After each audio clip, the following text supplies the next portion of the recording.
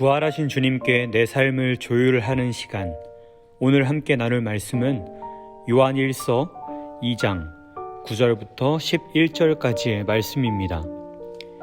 빛 가운데 있다 하면서 그 형제를 미워하는 자는 지금까지 어둠에 있는 자요.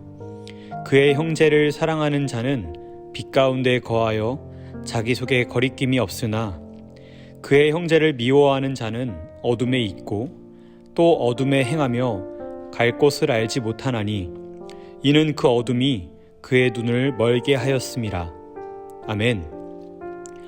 요한 1서는 사도 요한이 에베소 교회와 소아시아 교회의 성도들을 향해 기록한 편지입니다. 당시 교회의 상황은 좋지 못했습니다.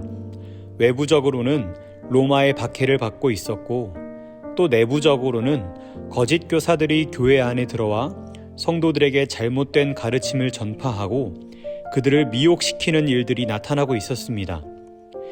그로 인해 교회 구성원 안에 갈등과 혼란이 나타나게 되었습니다. 요한은 바로 이러한 문제 속에 있는 교회들을 향해 편지를 기록하고 있는 것입니다. 몇 달 전 조 바이든 미국 대통령의 취임식에서 22살의 흑인 시인 어멘다 고먼이라는 인물이 축시를 낭송해 세계의 주목을 받았습니다.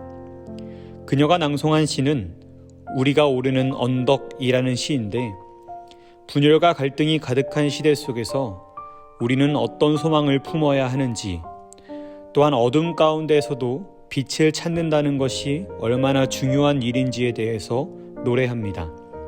그 시의 가장 마지막 부분을 잠깐 소개해드리겠습니다. 그 빛은 언제나 존재합니다.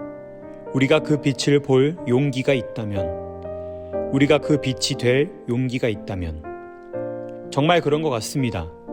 빛을 볼 수 있는 용기, 그리고 빛이 될 수 있는 용기야말로 어두운 시대 속에서 우리에게 반드시 필요한 용기가 아닐까요? 그래서 주님께서는 제자들을 향해 너희는 세상의 빛이라고 말씀하십니다. 우리가 빛이 될 수 있는 까닭은 빛으로 오신 예수 그리스도께서 우리 안에 계시고 우리로 하여금 그 빛을 볼 용기와 빛이 될 수 있는 용기를 주셨기 때문입니다. 빛이 나를 비추고 있을 때에 지금 내 옷에 얼룩은 없는지, 내 얼굴에는 뭐가 묻은 것이 없는지를 알 수 있습니다. 그러나 빛에서 멀어지면 멀어질수록 이런 얼룩들은 보이지 않습니다. 빛으로부터 멀리 있는 사람일수록 자신은 깨끗하다고, 나는 죄가 없다고 말하죠. 요한일서 1장 5절에서는 하나님은 빛이시라 라고 말합니다. 그렇다면 빛 가운데에 있다고 하는 사람은 자신이 얼마나 하나님 앞에서 연약한 죄인인지, 부족한 존재인지를 깨달을 수밖에 없습니다. 사도 바울은 자기 스스로를 죄인 중 괴수라고 표현하는데, 이것은 그가 도덕적으로나 윤리적으로 타락한 사람이기 때문에 그렇게 말하는 것이 아니라 하나님의 은혜 앞으로 나아가니 자신이 얼마나 연약한 존재인지에 대한 깨달음의 고백인 것이죠. 그러나 하나님으로부터 멀리 있는 사람, 다시 말해 어둠 가운데 있는 사람은 눈이 멀어 이것을 깨닫지 못합니다. 사도 바울이 에베소서 5장 8절에서 이렇게 말합니다. 여러분이 전에는 어둠이었으나 지금은 주님 안에서 빛입니다. 빛의 자녀답게 사십시오. 그렇다면 빛의 자녀답게 산다는 것은 무엇일까요? 바울은 이어서 9절에서 이렇게 말합니다. 빛의 열매는 모든 선과 의와 진실에 있습니다.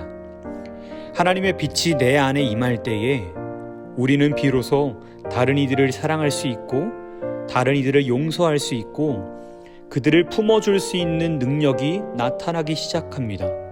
바로 이런 삶이 모든 선과 의와 진실함을 품고 살아가는 삶이라 말할 수 있겠습니다. 그런데 이런 능력은 내 속에서 생겨나지 않습니다. 바로 하나님으로부터 오는 능력입니다. 그렇기에 우리는 끊임없이 빛 가운데 나아가기 위해 노력해야 하고 그 빛이신 하나님 앞에 계속해서 우리를 노출해야 하는 겁니다.